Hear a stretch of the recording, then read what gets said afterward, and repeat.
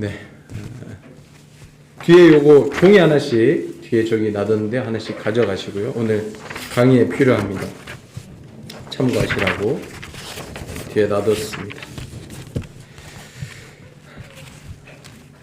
자, 다들 성경 잘 읽고 계시죠?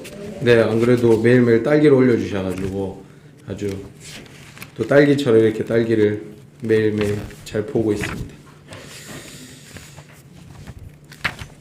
네, 우리 오늘은 일단 2주차 내용을 강의를 하고 그 다음에 오늘 읽을 부분인 출애굽기 뒷부분을 같이 좀 읽는 시간을 가질 텐데요.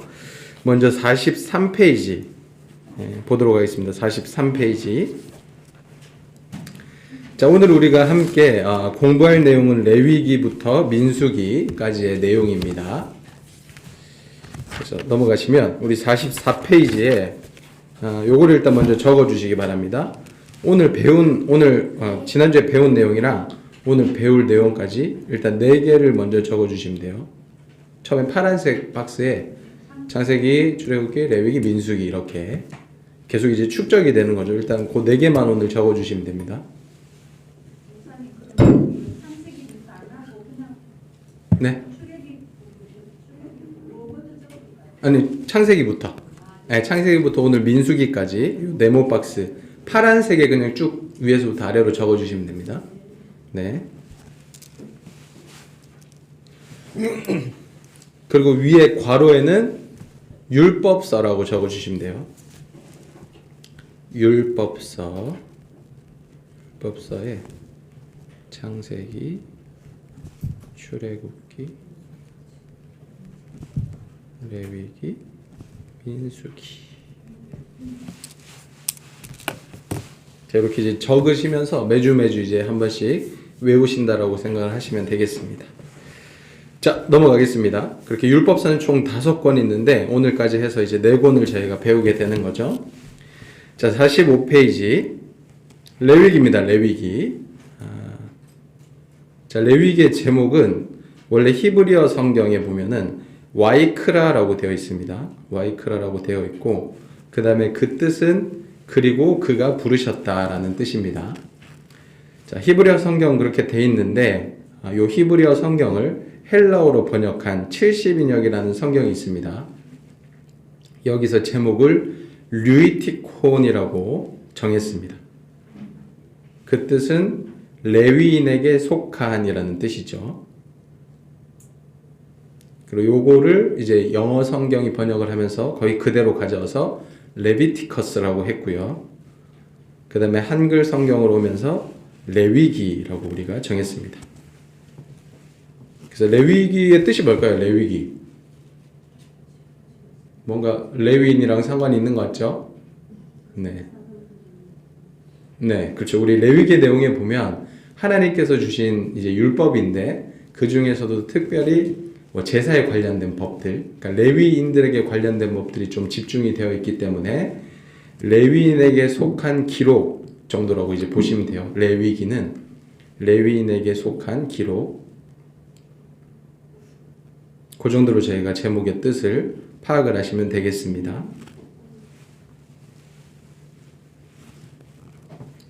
자, 저자는 이제 당연히 모세고요. 모세로 보고 있고요. 그 다음에 기록 연대도 이스라엘 백성들이 출애굽을 하고 모세가 죽기 전에 요걸 이제 BC 1446년에서 1407년 요 기간으로 보고 있는데 그 중에서도 후반부쯤에 기록이 되었다라고 보고 있습니다.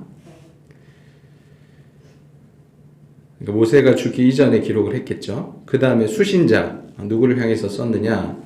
출애굽 이후 광야 생활을 하던 이스라엘 백성들과 그리고 가나안 땅에서 살아갈 선민 이스라엘의 모든 후손들, 그러니까 모든 이스라엘 백성들을 향해서 썼다라고 보시면 되고, 자, 주요 내용은 크게 2가지인데, 일단 첫째는 제사를 통한 하나님과 선민의 특별한 만남, 그러니까 제사에 관련된 법에 대해서 이제 나와 있고요. 그래서 2번째는 현실 생활에서의 성결을 통한 일상적인 교제의 유지. 그러니까 하나님과의 교제를 이야기하는 거죠. 우리가 매일의 삶에서 뭔가 다르게 거룩하게 살아감으로 하나님과의 교제를 유지하는 것, 이 2가지를 동시에 강조하고 있습니다. 레위기는 크게 말하면 하나님께서 주신 율법인데 그걸 또 두 가지로 나누면 제사법과 우리 일상생활에 관련된 법이 기록되어 있다라고 보시면 됩니다. 자, 그래서 크게 이제 1장부터 10장까지는 제사에 관련된 내용이라고 보시면 돼요. 그래서 이제 세부적으로 보시면 구약에 나오는 5대 제사가 있습니다. 혹시 뭘까요? 번제, 소제, 속죄제, 속건제, 화목제 요 5가지 요거는 반드시 외우셔야 됩니다. 나중에 시험 봅니다. 농담입니다. 네. 너무 부담 가지지 마시고 요 5가지가 있다. 번제, 소제 뭐 순서는 상관없어요. 속죄제, 속건제, 화목제 이렇게 5가지가 있다라고 보시면 되고요. 그 5가지 제사에 대한 자세한 내용이 1장부터 7장까지 나옵니다. 그리고 8장에 보시면 제사장 위임식이 나와요. 그러니까 출애굽기 뒤쪽에 보시면 제사장이 옷은 이렇게 만들고 위임식은 이렇게 하라라고 하나님께서 명령을 하셨거든요. 그거를 실질적으로 하는 내용이 8장에 나오고요. 그 다음에 9장에 그렇게 제사장이 된 아론과 그의 자손들, 그의 후손들 중심으로 해서 아론이 첫 제사를 드리는 내용이 나옵니다. 근데 바로 10장에 그 아론의 아들들, 이제 나답과 아비후가 어떻게 하죠? 잘못된 제사를 드렸어요. 어떤 잘못된 제사를 드렸을까요? 네, 하나님께서 명령하시지 않은 다른 불을 담아가지고 하나님께 분향을 했어요. 그러니까 아마도 그 지난주에 성막에 대해서 잠깐 말씀드렸는데 그 지성소의 바로 앞에 이제 휘장이 있고요. 그리고 그 앞에 분향단이 있거든요. 근데 분향단에 향을 항상 피워놔야 됩니다. 근데 그 분향단에 이제 향을 피울 때 쓰는 불이 있습니다. 근데 그게 보통 번제단에 있는 불을 가지고 와서 쓴 것 같아요. 그래서 그게 이제 하나의 이제 방법이었죠. 그들에게 있는 어떤 법이었는데 이제 나답과 아비후가 하나님께서 말씀하신 번제단의 불이 아니고 뭐 어디서 그 불을 가져왔는지 확실히 모르겠어요. 근데 어떤 다른 불을 가지고 하나님 앞에 분향을 하다가 하나님께서 치신 거죠. 자세하게 또 살펴보니까 왜 그러면 이제 이 나답과 아비후가 그런 짓을 저질렀을까 이렇게 또 살펴보니까 10장의 내용 중에 하나님께서 이 사건 바로 이후에 아론에게 뭐를 이야기하냐면 너와 내 자손이 회막에 들어갈 때는 포도주와 독주를 마시지 말아라. 하나님께서 이렇게 말씀을 하시거든요. 그러니까 아마도 이 나답과 아비후가 뭐 포도주나 독주 같은 술을 마시고 제정신이 아닌 거죠. 약간 이제 제정신이 아닌 상태에서 뭐 대충 하면 되지 뭐 약간 이런 식으로 해서 아마 하나님께 다른 불을 담아서 드렸던 것 같아요. 그래서 하나님께서 아론과 그 자손들에게 너희가 회막에 들어갈 땐 절대 그러지 말고 그렇게 해야지 너희가 부정하고 정한 것을 분별할 수 있을 것이고 이스라엘 백성들에게 하나님의 법을 제대로 전할 수 있을 것이다. 이렇게 이제 이야기하는 내용이 나옵니다. 그래서 아마도 잘못된 제사를 드린 이유는 술 때문이 아니었나, 포도주나 독주 때문이 아니었나 그렇게 보고 있습니다.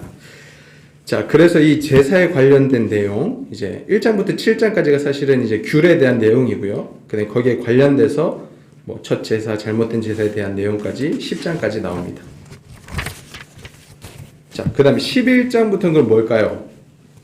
제사에 관련된 이야기가 나왔으니까 이제는 뭐죠? 네, 일상생활에 관련된 부분이 나옵니다. 그러니까 이스라엘 백성들이 제사만 열심히 드려야 되는 게 아니고요. 일상적인 삶도 뭔가 다르게 살아야 돼요. 그래서 거기에 대한 내용이 11장부터 27장까지 나옵니다. 간단하게 말씀을 드리면 식품, 위생, 성윤리, 사회윤리 이런 것들, 그 다음에 절기에 대한 법 이런 것들이 기록되어 있다고 보시면 돼요. 식품, 위생, 성윤리, 사회윤리, 절기에 관련된 법 크게 그렇게 기록이 되어 있다고 보시면 됩니다. 그래서 일단 11장에 보시면요. 하나님께서 정한 짐승과 부정한 짐승, 그러니까 이런 건 먹어도 되고 이런 건 먹지 말아야 된다. 이렇게 이제 얘기를 하시거든요. 그러니까 여기에 대한 해석이 사실은 굉장히 분분합니다. 어떻게 생각하시나요?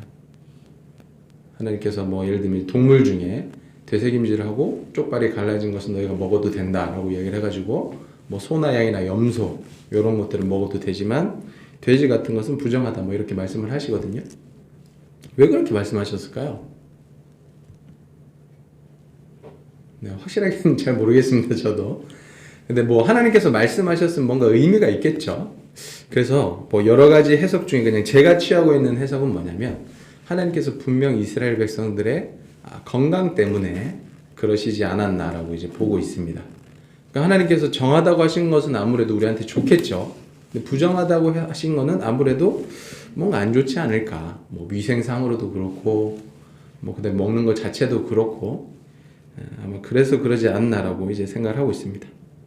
그래서 지금도 이제 경건한 유대인들 같은 경우에는 그들의 음식이 있습니다. 코셔라고 해가지고 거룩한 음식인데 딱 성경에서 정한 방법대로 이제 동물을 잡고 그렇게 요리를 하고 이제 그런 것만 이렇게 이제 먹는 거죠. 네, 그렇습니다. 그래서 하나님께서 우리의 건강을 위해서 그렇게 주시지 않았나 그렇게 생각을 하고요. 뭐 예를 들면 이제 식물 같은 경우도 마찬가지고 우리가 산에 식물이 되게 많잖아요. 근데 가가지고 막 맛있게 생겼도 다 먹으면 됩니까?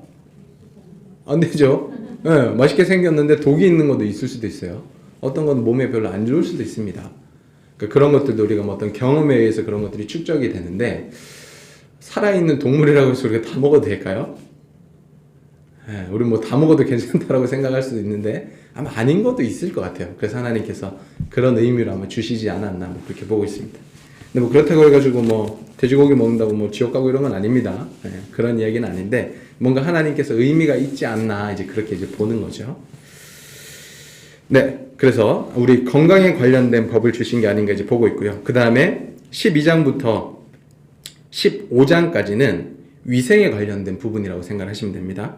그래서 산모가 아이를 낳았을 때 12장에는 산모가 아이를 낳았을 때 일단은 휴식을 취하게 합니다. 하나님께서 남자아이 같은 경우는 한 40일 동안 산모가 집에서 이제 계속 이제 몸 조리를 하고 제사에도 못 나오도록 하시고요. 여아를 낳았을 때는 80일 동안 하나님께서 그렇게 제사도 나오지 말고 그렇게 하라고 하시죠. 근데 시간이 차면은 하나님 앞에 나와서 반드시 제사를 드려야 된다라고 이야기를 하고요. 그 다음에 13장, 14장은 피부병, 나병에 관련된 법입니다. 그래서 나병 같은 것이 생겼을 때 제사장이 그걸 진찰을 하고요. 이게 진짜 나병이다 그러면 격리를 하고 이렇게 관리를 합니다. 그래서 14장에는 그 사람이 만약에 나았으면은 어떻게 또 해야 되는지 그런 내용이 나와 있고요. 그 다음에 15장에는 유출병에 대한 부분이 나와 있습니다. 그러니까 몸에서 뭔가 이제 비정상적인 피나 아니면 이런 것들, 고름이나 이런 것들이 나올 때 또 그런 것들을 어떻게 진찰하고 관리해야 되는지 이게 나오죠. 그 당시에는 병원이 없었죠. 병원도 없고 의사도 없고 그래가지고 하나님께서 특별히 이런 세세한 법들을 주시면서 특별히 그 시대에 사람들이 많이 겪었던 이런 병들에 대해서 제사장이 그것을 진찰하고 관리하는 법, 그러니까 위생에 관련된 법이죠. 이런 것들을 주셨습니다. 16장에 보시면 1년에 딱 한 번 속죄일이라고 해서 대제사장이 지성소에 들어갈 수 있는 날이 있습니다. 그래서 자신과 자신의 가족과 이스라엘의 모든 회중을 위해서 하나님께 그 속죄하는 일인데 1년에 딱 한 번 대속죄일이라고 해서 7월 10일 날 그렇게 하게 됩니다. 그런 내용이 이제 16장에 나오고요. 그 다음에 17장에 하나님께 제물을 드릴 곳을 지정해 주시고 특별히 피를 먹지 말라라고 명령하시고요. 18장에 보면은 성윤리에 대해서 나옵니다. 그러니까 이스라엘 백성들 말고 그 당시에 주변에 있었던 민족들이 가지고 있었던 타락한 성 문화들이 있거든요. 그런 것들을 따라가지 말라고 하시고요. 19장에는 또 이스라엘 백성들이 하나님의 백성으로 지켜야 될 여러 가지 사회 윤리들, 그러니까 사랑과 자비와 공의와 정의가 있는 여러 가지 법들에 대해서 하나님께서 말씀을 하십니다. 그러다가 20장에서는 반드시 죽여야 하는 죄, 어떤 성범죄나 이방의 이제 악한 우상 숭배나 박수 무당 등등 그러니까 굉장히 악한 그런 문화들이 있거든요. 그런 것들 너희가 따라가게 되면 반드시 처벌을 해야 된다라는 내용이 20장에 나오고 그 다음에 21장에는 특별히 하나님께서 제사장들에 대해서 더 엄격한 규례를 주십니다. 제사장들이 이렇게 해야 된다라고 이야기를 하시고요. 22장에는 하나님께 드리는 제사물들, 제물들, 성물들을 누가 먹어야 되는지, 어떻게 먹어야 되는지에 대한 내용이 나오죠. 성물은 누가 먹을 수 있을까요? 네, 제사장들만 먹을 수 있습니다. 그죠? 근데 그 중에 제사장 말고 제사를 드리는 사람이 먹을 수 있는 유일한 제사가 하나가 있어요. 뭘까요? 화목제. 화목제의 제물은 제사를 드리는 사람이 자기 이제 가족이나 가까운 사람들과 함께 나눠 먹을 수 있습니다. 나머지는 이제 그 제사장들이 먹을 수가 있고요. 그 다음에 23장에 절기에 관련된 내용이 나옵니다. 이스라엘 백성들의 큰 3대 절기 뭘까요? 네, 6월절. 그 다음 또, 네, 77절 혹은 뭐 초실절, 뭐 이렇게 이야기할 수 있고, 초막절, 네, 요렇게. 그러니까 6월절, 77절, 초막절. 사실 요 세 가지가 이제 가장 큰 3대 절기고요. 그 외에도 뭐 여기 나오는 거는 아까 말씀드렸던 속죄일, 요런 내용도 나옵니다. 그 다음에 24장에 보시면 등잔불, 하나님의 그 성소에 있는 등잔불을 어떻게 관리해야 되고, 또 이제 그 떡을 이렇게 진열해 놓는 진설병이라는 게 있거든요. 그것도 어떻게 관리해야 되는지 뭐 이런 내용도 나오고, 25장에는 안식년과 희년에 대해서 나옵니다. 이 안식년과 희년이 뭐 다른 문화에서는 찾아볼 수가 없는 그런 법이거든요. 그러니까 안식일 뿐만이 아니라 하나님께서 안식년과 희년도 말씀하셨는데, 안식년은 뭘까요? 6년 동안 열심히 일을 하고 7년째는 이제 쉬어라. 농사도 짓지 말고 일도 하지 말고 다 쉬게 해줘라, 이렇게 말씀을 하시는 거죠. 특별히 이것은 약자들 위한 법이라고 할 수가 있어요. 그러니까 주인들만 쉬는 게 아니고 내 집에 있는 종이나 뭐 품꾼이나 아니면 소나 양, 짐승들도 다 쉬게 해줘라. 그리고 그 안식년에 그 땅에 자라고 있는 것은 너희 것이 아니다. 추수하지 말아라. 그래서 누구나 와서 먹을 수 있도록 그렇게 해라. 그렇게 하나님께서 말씀을 하시고, 그 다음에 희년은 뭘까요? 희년. 근데 50년째 되는 해. 그러니까 이제 안식년이 7년마다 있잖아요. 그러면 7년씩 7번 되면 49년째잖아요.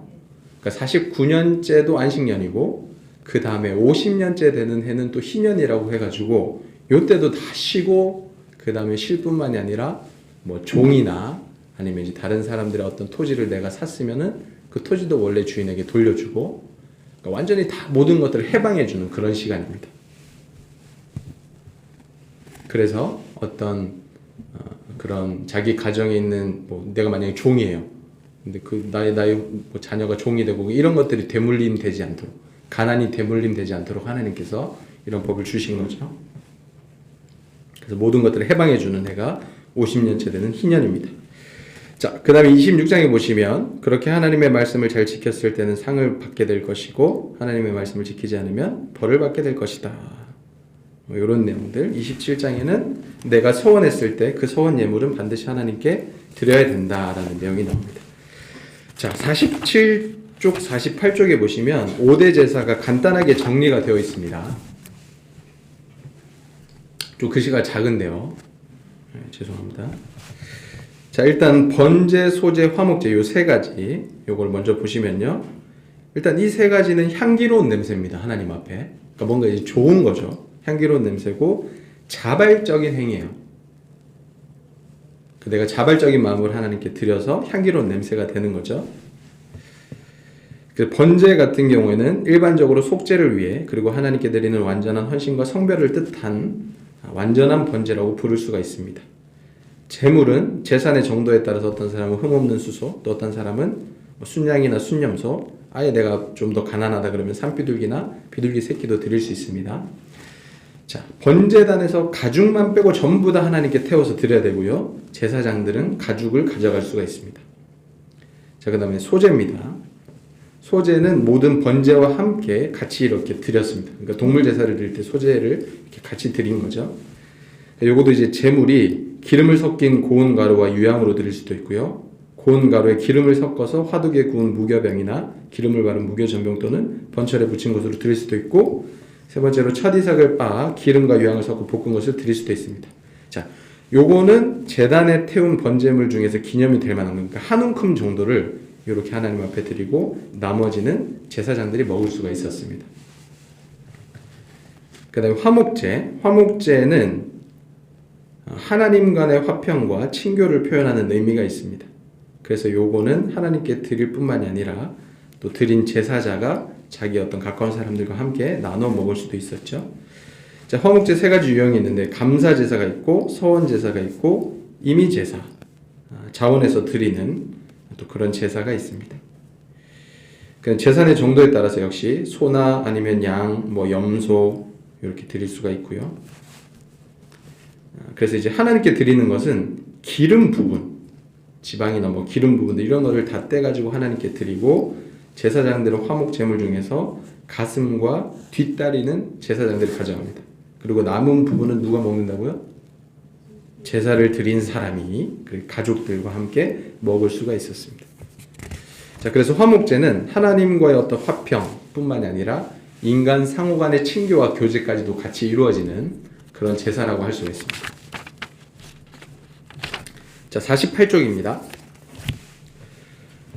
자, 속죄제, 속건제. 요거는 이제 앞에 세 개 제사랑 좀 다르죠. 일단 향기로운 냄새가 아니에요. 그죠? 왜냐면 죄를 지어서 반드시 하나님 앞에 드려야 되는 제사이기 때문에 자원에서 드리는 그런 부분이 아니라서 향기로운 냄새가 아니고 필수 제사라고 합니다. 그러니까 죄를 짓게 되면 반드시 드려야 되기 때문에. 자, 일단 목적은 죄를 저질렀을 때 그 죄를 이제 속함을 받기 위해서 드리는 거죠. 자, 그러면 속죄제랑 속건제는 뭐가 다를까요? 둘 다 죄에 관련된 건데. 근데 일반적으로는 거의 비슷합니다. 거의 비슷한데 뭐가 다르냐면 속건제는 약간 손해배상의 의미가 있어요. 그래서 뭔가 내가 손해를 배상해야 될 때는 속건 제사를 드렸죠. 그래서 하나님께 제사를 드렸을 뿐만이 아니라 내가 어떤 실수를 해가지고 그 상대방이 이제 손해를 입혔다. 그러면은 내가 손해를 입힌 그 값에 5분의 1을 더해서 그 사람에게 갚아줘야 돼요. 자, 그래서 이런 손해배상의 의미가 담겨 있는 것이 속건제라고 할 수가 있습니다. 제사장들 역시 이제 속죄제나 속건제에 남은 음식들을 제사장들이 가져가서 먹을 수가 있었습니다. 자, 요게 구약의 제사의 간략한 의미라고 보시면 되고요. 그 다음에 레위기의 중요한 주제 한번 정리해 보도록 하겠습니다. 자, 레위기에는 이제 여러 가지 제사에 대한 내용이 나오죠. 그것이 뭐를 의미하냐면 하나님을 향한 제사가 우리에게 필요하다. 그러니까 물론 우리가 매일매일의 삶 속에서 하나님과 동행해야 되지만 특별히 하나님께 집중해야 되는 시간이 우리에게 필요하다라는 메시지를 우리에게 주고 있습니다. 그럼 두 번째, 속죄 요청. 그러니까 제사는 기본적으로 우리가 속죄의 의미가 있잖아요. 죄사함을 받는 의미가 있습니다. 자, 그래서 우리에게는 반드시 속죄가 필요하다. 그래서 구약에 나오는 이스라엘 백성들은 제사를 통해서 하나님께 죄사함을 받았고요. 지금은 우리는 뭘까요? 우리는 뭐를 통해서 죄사함을 받을까요? 네, 예수님을 통해서 우리가 죄사함을 받게 되는 거죠. 그래서 우리가 지금 동물 제사를 드리지 않잖아요. 왜 동물 제사를 안 드리죠? 네, 예수님께서 완벽한 제물로 하나님께 완벽한 제사를 드리셨기 때문에, 그래서 죄 문제를 완전하게 해결하셨기 때문에 우리가 더 이상 제사를 드리지 않습니다. 그럼 예배는 뭡니까? 예배.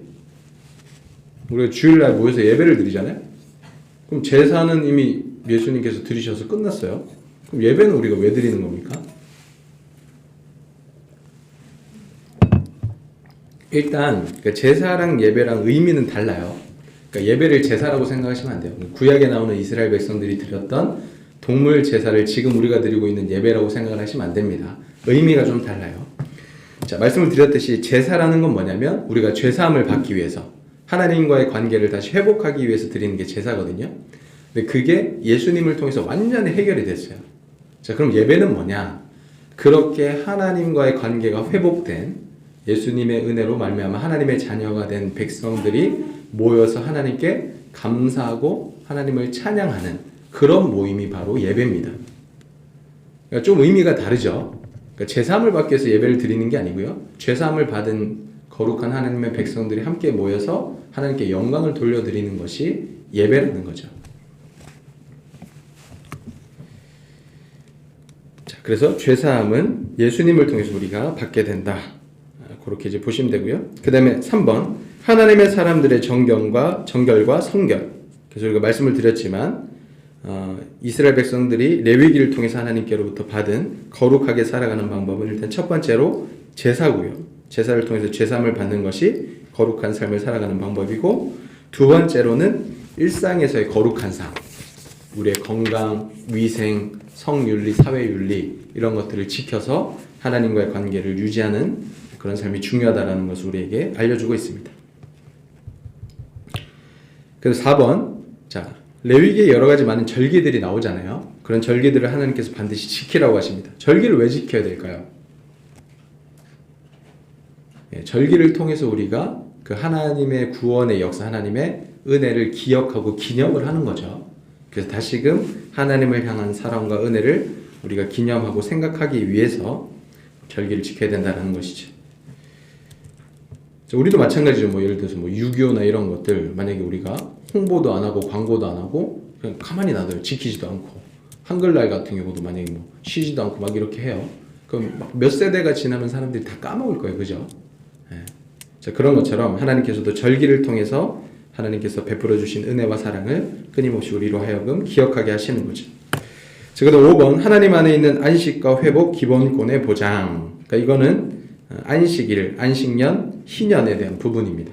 그래서 하나님께서는 우리에게 안식을 굉장히 중요하게 여기신다. 우리가 쉬기를 원하시고 그 안에서 회복하길 원하시고, 우리 인간이 가지고 있는 정말 기본적인 권리들을 하나님께서는 보장해 주길 원하시는 거죠.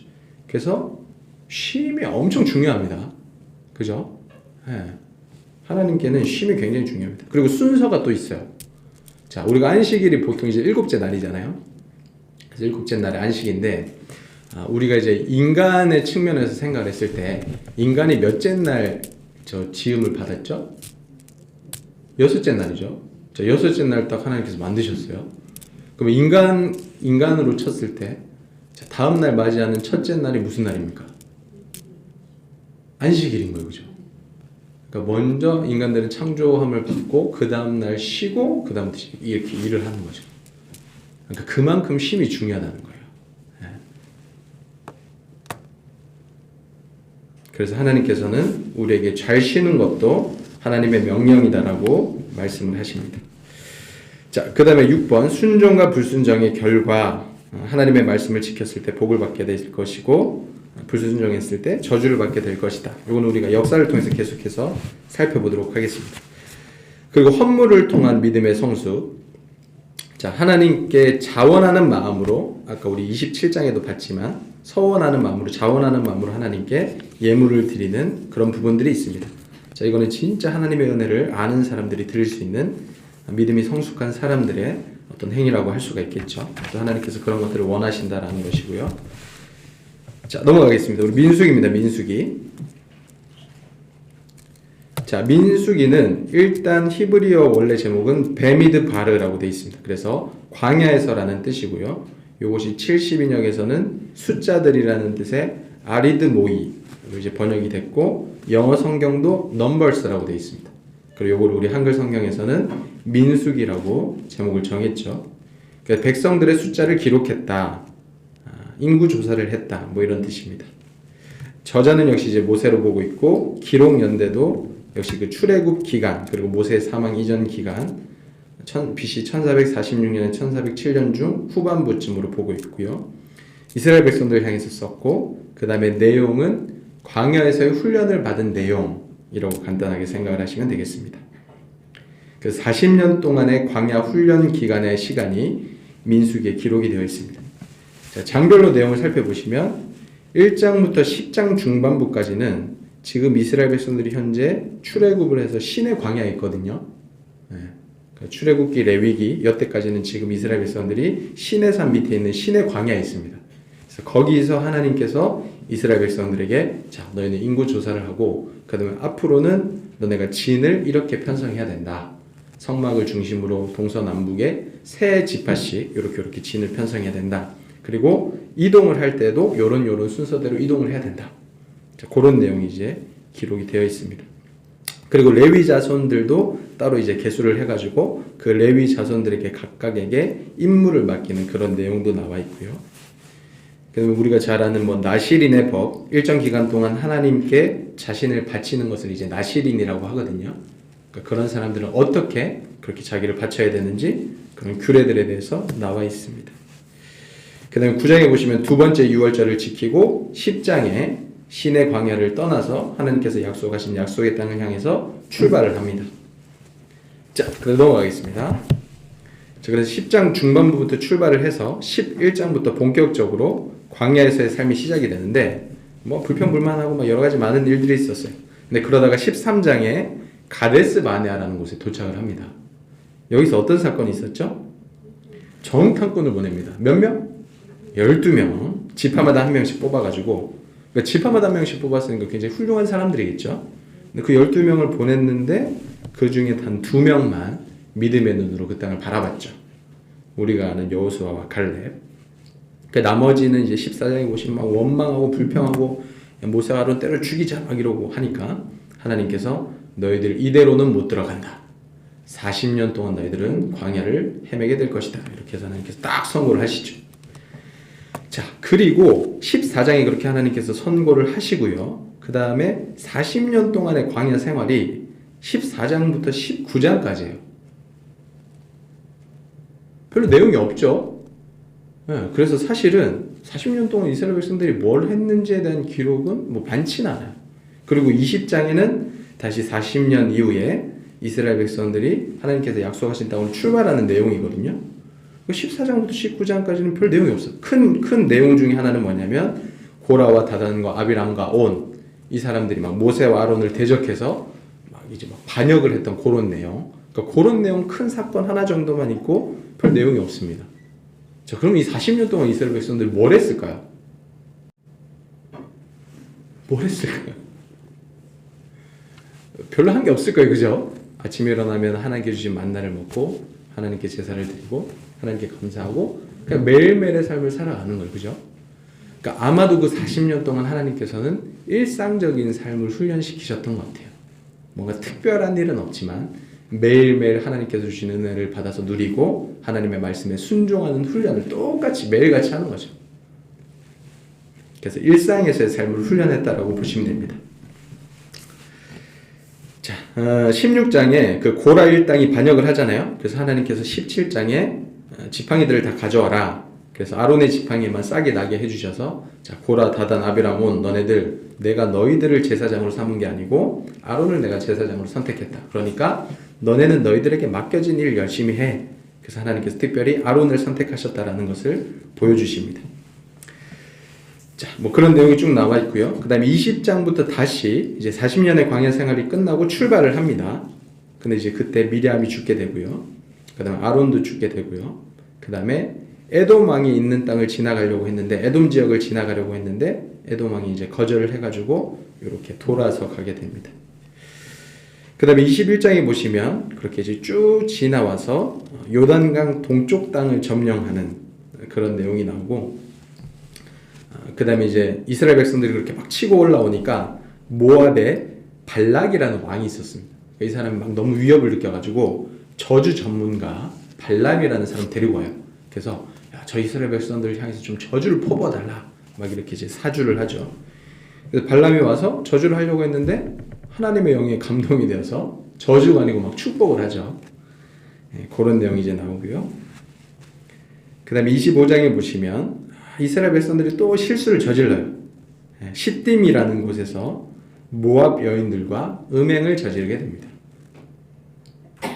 그래서 이제 바알 신을 섬기고 그런 이제 우상 숭배하면서 모압의 여인들과 음행을 저지르는 죄악을 저지르게 되고요. 이로 인해서 하나님께서 이때 심판을 하십니다. 심판을 한번 하시고 26장에서 다시 2차로 인구 조사를 하게 됩니다. 근데 놀라운 것은 지금 이제 40년이라는 기간이 지났잖아요. 그래서 1장에서 1차로 인구 조사를 했고요. 지금 26장에서 2차로 인구 조사를 했는데 그 숫자가 어땠다? 비슷했다. 그죠? 그래서 1장에서 인구 조사를 했을 때 일단 다 레위인은 제외입니다. 레위인은 제외고 20세 이상으로 싸움에 나갈 만한 남자들만 계수를 한 거예요. 그래서 1장에서 그렇게 조사를 했을 때 60만 3,550명이었고요. 26장에서는 60만 1,730명이었어요. 그러니까 거의 비슷한 숫자죠. 근데 거기에 이제 조사된 사람들 중에 1장에서 1차 인구 조사를 했을 때 인원은 거의 없습니다. 광야에서 다 죽고요. 여호수아와 갈렙 요 정도만 남아 있는 거죠. 한 세대가 완전히 바뀌었습니다.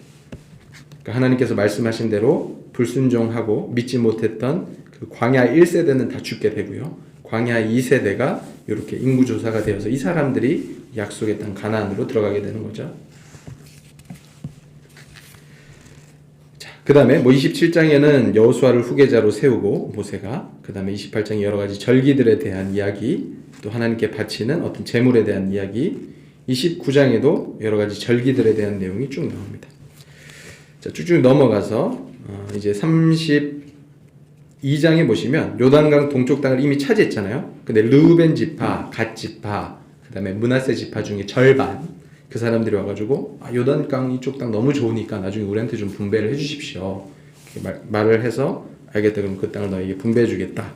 뭐 이렇게 이제 이야기를 하고요. 그 다음에 33장, 34장은 지금까지 어떤 일들을 겪으면서 여기까지 왔는지에 대한 간략한 내용, 그 다음에 가나안 땅은 어디까지 이렇게 경계가 되어 있는지에 대한 내용이 나오고요. 그 다음에 35장에 보시면 하나님께서 특별히 약속의 땅에 들어가게 되면 레위인들 같은 경우에는 따로 자기들이 받는 땅이 없었습니다. 왜냐하면 하나님을 섬기는 일을 했잖아요. 그래가지고 따로 이제 받는 그 땅이 없었기 때문에 각 지파마다 이제 성읍을 좀 이렇게 떼가지고 레위인들에게 주게 돼요. 그래서 그런 내용들이 나오고, 그 다음에 36장에는 시집간 여자의 유산. 이제 여자가 이제 시집을 갔는데 그 사람이 만약에 죽었어요. 그러면은 그 유산을 어떻게 할 것인가? 다른 지파에게 넘어가지 않도록 같은 지파 사람에게 시집을 가라. 뭐 이런 이야기들, 이런 세세한 내용까지도 잘 기록이 되어 있습니다.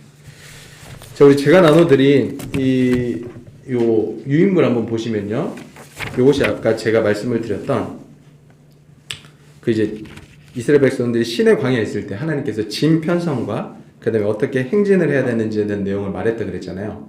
요렇게 했다고 보시면 돼요. 성막을 중심으로 일단 레위 지파들이 중앙에 있습니다. 그죠? 그래서 성막의 동쪽에 문이 있거든요. 그래서 그 문이 있는 바로 앞쪽에 누가 있습니까? 모세와 아론의 자손들이 있는 거예요. 그 다음에 남쪽에 보면은 특별히 레위 지파 중에서도 고핫의 자손들이 이렇게 진을 치게 되고요. 서쪽에 게르손 자손들, 북쪽에 무라리 자손들. 각자 역할이 다 다릅니다. 자, 일단 아론의 자손들은 무슨 역할을 하죠? 제사장의 역할을 해요. 그죠? 아론의 자손들만 제사장 역할을 하는데, 제사장의 역할을 할 뿐만이 아니고 이동을 할 때 이 사람들은 성물을 포장하는 일을 해요. 자, 이렇게 이제 성막이 쳐져 있다가 이동을 하잖아요. 그냥 이동할 수 없잖아요. 성막을 다 해체해야 되잖아요. 그러면은 이제 성소에 들어가서 거기에 있는 뭐 등잔대나 아니면 분향단이나 이런 것들을 포장하는 일을 제사장들이 합니다. 그러면은 그 중에서 좀 규모가 작은 것들, 뭐 번제단이나 아니면 뭐 분향단이나 뭐 등불이나 이런 것들 같은 경우에는 고핫 자손들을 어깨에 메고 옮겨요. 이렇게 역할이 다 분담이 돼 있는 거예요. 그 다음에 게르손 자손이나 무라리 자손들 같은 경우에는 성막에 뭐 기둥이나 아니면 덮개나 뭐 이렇게 부피가 큰 것들이 있습니다.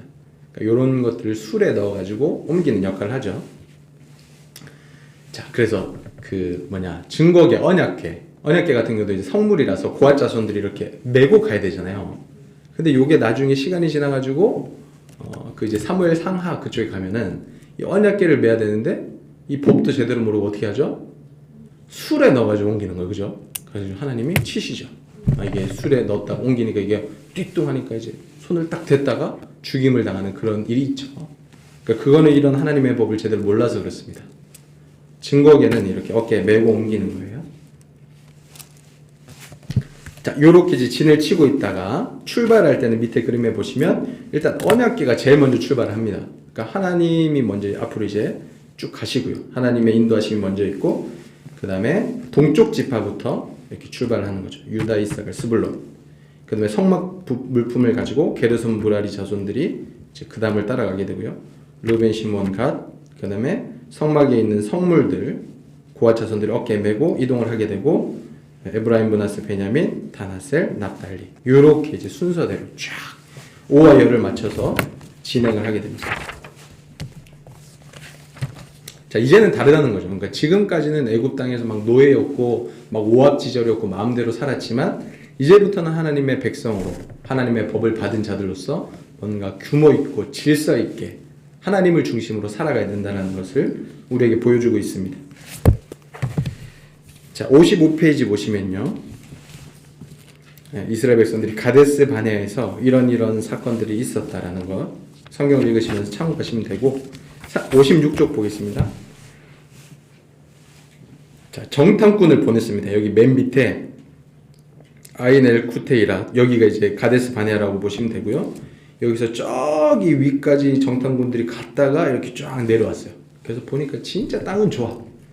좋은 땅이다 보니까 누가 차지하고 있습니까? 강한 민족이 차지하고 있는 거예요. 당연하죠. 좋은 땅이면 힘센 사람들이 가지고 있을 거 아니에요. 그거 당연한 이야기인데 힘센 사람들이 가지고 있다고 우리가 못 간다고 이야기하고 언제는 자기들이 힘이 세서 이겼습니까? 그죠? 애굽에서 어떻게 나왔어요? 자기들이 바로보다 힘이 세서 나왔습니까?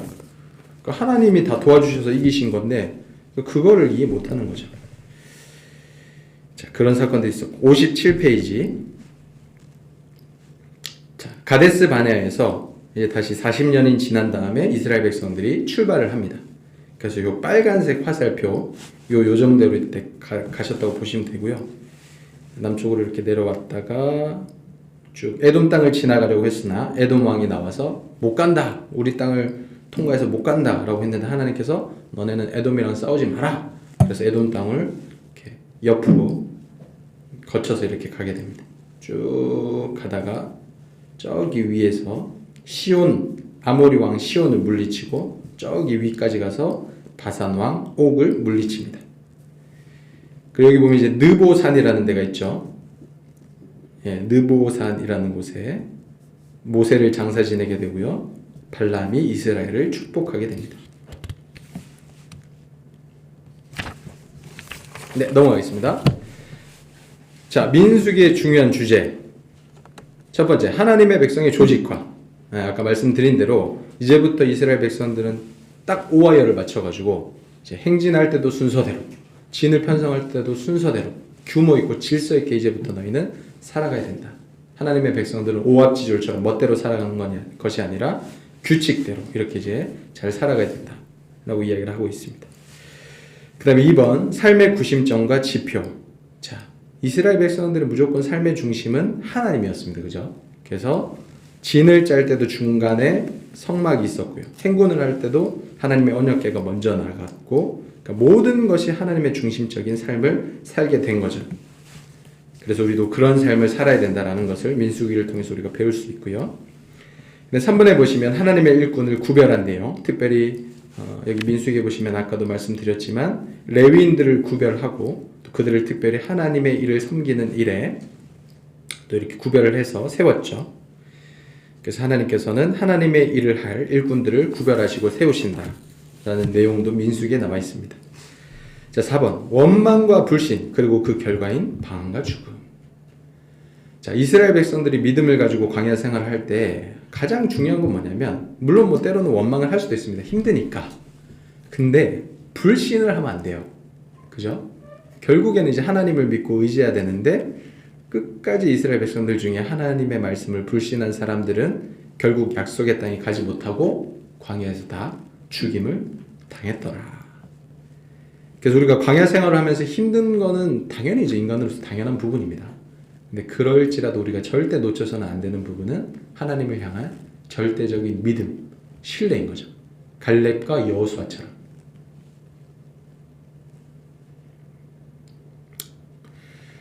자, 그 다음에 5번, 하나님의 종으로서의 전통성의 유일한 기반.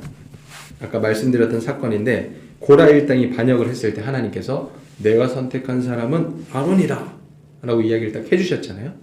자, 하나님의 종으로 이제 전통성을 가지게 되는 것은 뭐냐면 사람들의 의견이나 이런 것들이 아니고 하나님의 선택이다. 하나님께서 선택하신 사람이 하나님의 자녀이고 하나님의 종이다 라는 것입니다. 그 다음에 연기에 대한 하나님의 주권. 아까 이제 발람에 대한 부분인데요. 발람이 저주를 하러 왔으나 하나님께서 그 사람을 감동시켜서 축복을 하게 해주셨죠. 그래서 이 모든 연계도 주관하시는 분이 여호와 하나님이시다 라는 것을 우리가 알 수가 있습니다. 그 다음에 7번입니다. 죄성의 뿌리. 자, 아까 25장에 보시면 40년이 지난 이후에 세대가 바뀌었음에도 불구하고 이스라엘 백성들이 2차 인구조사하기 바로 전에 시딤이라는 곳에서 모압 여인들과 음행을 저질렀다고 했잖아요. 근데 이게 사실은 그 옛날 40년 전에 이스라엘 백성들이 저질렀던 그 금송아지를 만들고 그랬던 사건이랑 사실은 비슷합니다. 그러니까 시간이 그렇게 지나고 하나님의 말씀으로 40년 동안 훈련했음에도 불구하고 여전히 우리 안에는 이 죄성의 뿌리가 있다라는 거예요. 그래서 우리는 절대로 교만하면 안 됩니다. 우리가 아무리 신앙생활을 오래 하고 하나님의 말씀으로 훈련을 잘 받았다고 해도 우리 안에는 끊임없이 이 죄악의 뿌리가 있는 거예요. 그래서 항상 조심해야 됩니다. 우리도 똑같이 넘어지지 않도록 조심해야 돼요. 자, 8번 새로운 기회를 주시는 하나님. 자, 이스라엘 백성들이 막 그렇게 정말 하나님으로부터 막 율법을 받고 신의 산에서 언약을 맺고 했지만 불순종해서 또 결국 첫 세대가 다 죽었죠. 그럼 하나님께서 에이 안 되겠다, 너네는 안 되겠어, 도저히 안 되는 민족에 이렇게 포기하시는 것이 아니고 하나님께서는 또 그 다음 세대에게 기회를 주시고 그렇게 하시는 거죠. 그래서 역사를 보시면 하나님께서는 심판 중에도 은혜를 베푸신다. 그래서 꼭 남은 자들을 남겨주셔서 그들을 통해서 다시 역사가 진행될 수 있도록 하나님께서는 우리 인간들을 끊임없이 끌고 가시는 거죠. 9번입니다. 하나님의 백성과 전쟁 그리고 승리. 자, 이스라엘 백성들이 광야에서 여러 가지 많은 일들이 있었어요. 뭐 전쟁도 하고 막 여러 가지 많은 어려움들이 있었는데 그 모든 사건들을 통해서 전쟁은 우리에게 속한 것이 아니고 하나님께 속했구나, 이런 것들을 이제 배울 수가 있습니다. 그 10번 나그네 광야길을 가는 성도의 일생여정. 그러니까 이스라엘 백성들이 광야에서 40년 동안 겪었던 일이 사실 우리의 삶과 굉장히 비슷하죠. 우리도 이 땅에서 나그네와 같은 광야와 같은 삶을 살아가지만 결국 하나님의 말씀을 의지한 사람들은 하나님께서 지키시고 보호하시더라. 먹을 것이 없을 때도 먹을 것을 주시고 마실 것이 없을 때도 하나님께서 마실 것을 주시더라. 자, 그런 내용이 우리가 민수기를 통해서 배울 수 있는 내용이죠. 그 다음 11번 축복의 분배. 결국 하나님께서 이스라엘 백성들이 아직까지 약속의 땅에 들어가진 않았습니다. 근데 들어가기 전부터 하나님께서는 그 약속으로 자, 이렇게 너희가 땅을 차지하게 될 것인데 그 땅을 이렇게 분배해야 된다. 근데 그것은 뭐 누구는 많이 주고 누구는 적게 주고 이렇지 않고 정말 공정하고 공평하게 각자에게 맞게 하나님께서 이렇게 다 주시더라. 자, 그래서 우리가 하나님께서 마지막 날 우리에게 베풀어 주실 그 은혜와 축복을 기대하며 광야와 같은 삶이지만 하나님을 의지하면서 살아갈 때 하나님께서 우리에게 필요한 것들을 더해 주시더라. 그리고 우리의 모든 인생, 우리 삶의 모든 영적인 전쟁도 결국 하나님께 속한 것이더라. 그래서 하나님을 믿는 자들에게는 하나님께서 약속하신 그 땅을 차지하게 하실 것이다. 자, 그런 내용들이 우리가 레위기와 민수기의 내용을 통해서 배울 수 있는 부분입니다. 자, 그러면 여기까지 이제 강의를 마치도록 하고요. 오늘 저희가 읽을 부분 출애굽기 부분인데 이 부분 우리 함께 읽어보도록 하겠습니다.